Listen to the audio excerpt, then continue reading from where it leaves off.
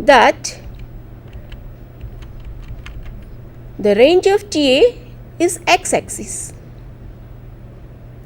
and therefore dimension of range of TA is 1, which we call rank of TA,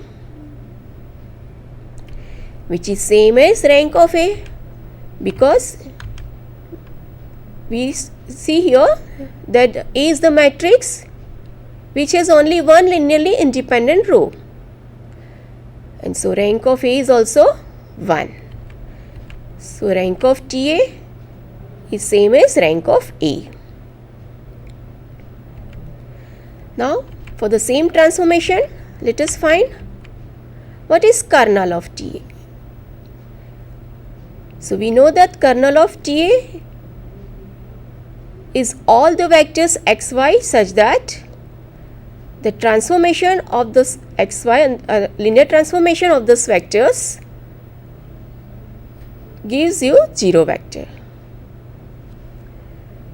And here we see that when we take the linear transformation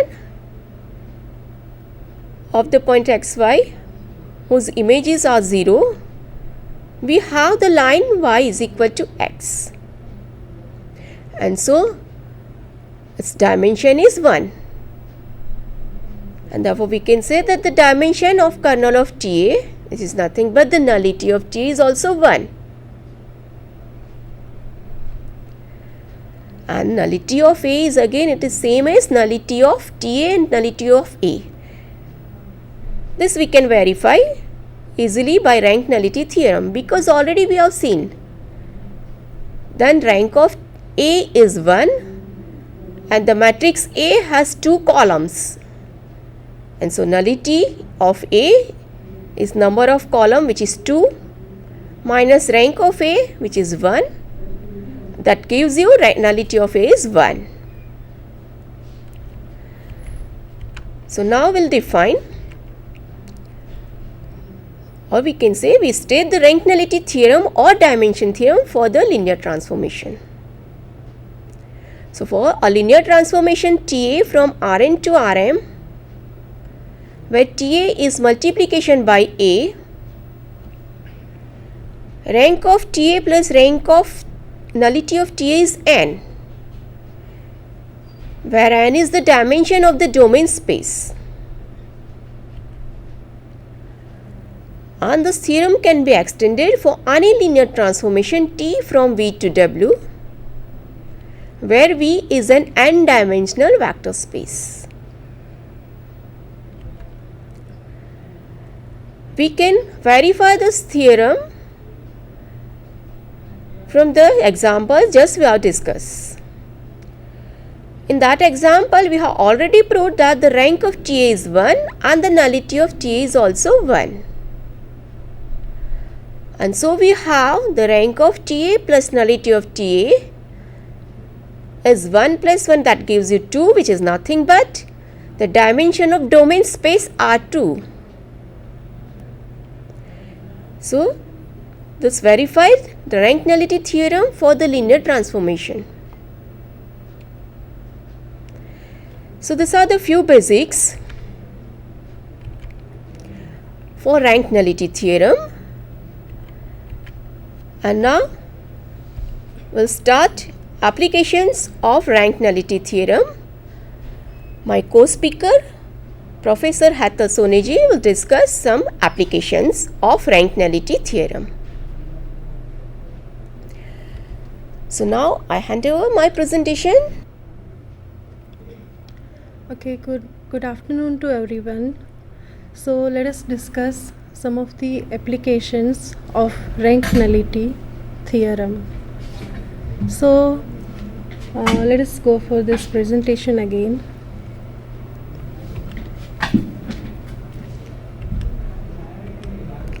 Here is the first simple application we have, that A is a square matrix of order n cross n, and we have to prove that if A is invertible, then A has exactly n linearly independent rows or linearly independent columns.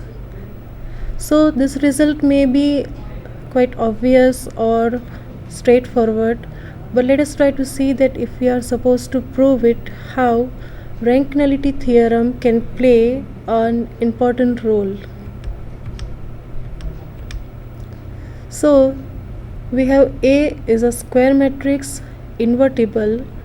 Very first, let us form a system of linear equations given by Ax equal to 0. That is the homogeneous system generated by matrix A, where X is the column matrix containing the unknowns or variables. Now if we multiply this particular system both sides by A inverse, then we get A inverse Ax is equal to A inverse 0. Now using some matrix property, that is associative rule for the matrix multiplication, we can say that A inverse A can be multiplied first, and as a result we get the identity matrix, and finally it will give the vector x equal to 0. So we can understand from this that the homogeneous system under consideration has 0 or the trivial solution. Now we can conclude that the homogeneous system we are dealing with, if the matrix coefficient matrix is invertible, then the solution is only 0 vector. So, and we have already seen earlier that the null space of the matrix A is nothing but the solution space given by this homogeneous system. So here we can say that the null space of the matrix is containing only one vector, and it is the singleton 0 set, and so dimension of the null space we can say it is 0. Now since we have started with a n cross n matrix, the matrix has n columns, and if we apply the rank nullity theorem, then we can say that rank of A is equal to the number of columns minus nullity of the matrix, which is n minus 0, and so it gives rank to be n. Now the matrix has maximum n rows or columns, and we find here that rank is n. So the row space or column space of the matrix A are spanned by exactly n linearly independent vectors, being rank the dimension of row space or column space. So we can conclude that in this case the matrix has exactly n linearly independent rows or linearly independent columns. Let us now go for another application. We consider linear transformation T from Rn to Rm, and we consider the two cases. The first one, dimension of the domain space, that is n, is less than dimension of the codomain space, and the second one, dimension of the domain space is more than the dimension of the codomain space. Now in the first case we will see that the linear transformation T we have defined, that cannot be surjective. Surjective transformation, that is onto transformation. And in the second case we will see that the linear transformation T cannot be injective. Injective, that is the 1-1 linear transformation. So let us start with the first case, where dimension of the domain space is less than dimension of the codomain space. So we are going to prove this result by the contradiction method. So let us assume that if possible T is a surjective, that is onto linear transformation. Now since T is onto, the range of the linear transformation T, that will be nothing but the full codomain, where the codomain is being Rm. So that is range of T is equal to Rm. Now if we go for the dimension of this range space, that is nothing but M, and that defines the rank of linear transformation T. Now, so finally we conclude that rank of this linear transformation is M. Now we apply rank nullity theorem. Same time we would like to notice that whatever matrix we have, it has n columns, and so the nullity of linear transformation will be n minus m, that is number of columns minus rank of the linear transformation, or we can say it is the dimension of domain space minus rank of the linear transformation. Now as we have seen that in this case n is less than m, n minus m will be a negative number, and so we can say nullity is becoming negative in this case. Now nullity being the dimension of a vector space, it cannot be negative, and so we are getting a contradiction. This contradiction we are getting because of our assumption that T is a surjective mapping. But so finally we conclude that in this case where n is less than m, T cannot be surjective.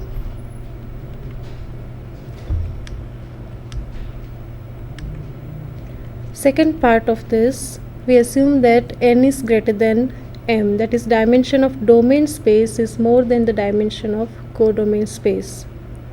Again, by the contradiction method, we start with the assumption that suppose if possible T is 1-1 or injective linear transformation. Now also we will note down a fact here for the linear transformation that under a linear transformation T, the 0 of the domain space will be always transformed or mapped to the 0 of the codomain space, or in other words we can say that 0 vector has always image the 0 vector under a linear transformation. Now with that fact in mind, we start with some random vector in the domain space Rn. Let us apply linear transformation T on this particular vector V, and T of V is 0, then we can say that T of V is equal to again T of 0 also, where 0 is belonging to the domain space.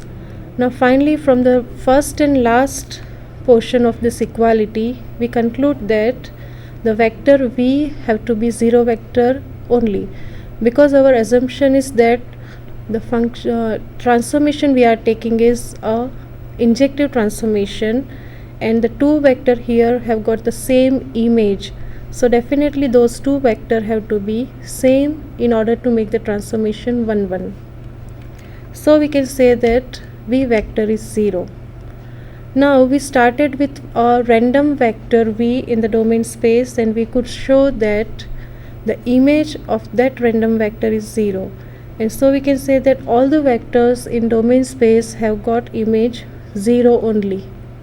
So if we talk about kernel, that is collection of all the vectors whose image is 0, that we found as singleton 0 set. So dimension of kernel of the linear transformation, or we can say nullity of the linear transformation T, turns out to be 0. Now again we go for the rank nullity theorem.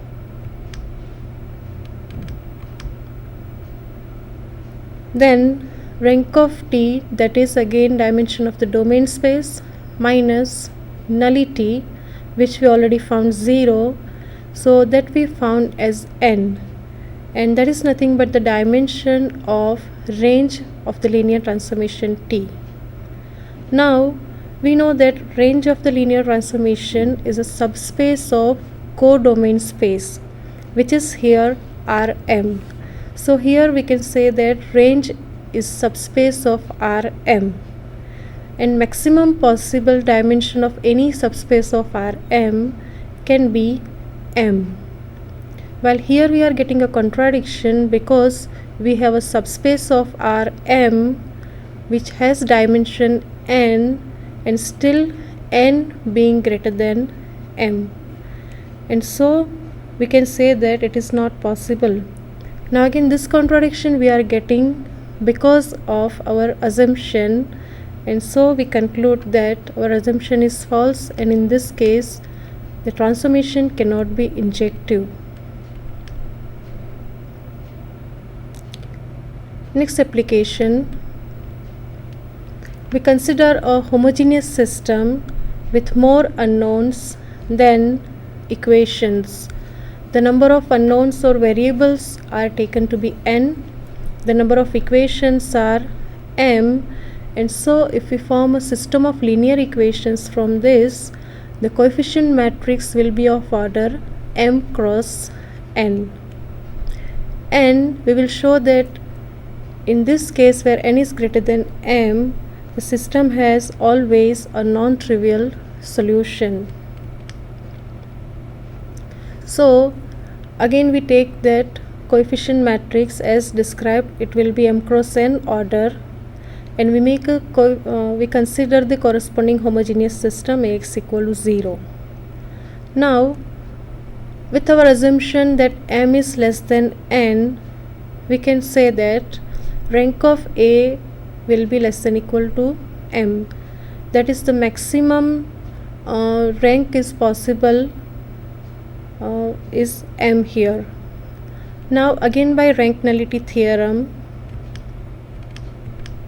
we can say that nullity of this particular matrix A, that is defined as n minus rank of A, but rank of A is m and we are having n minus m as a nullity.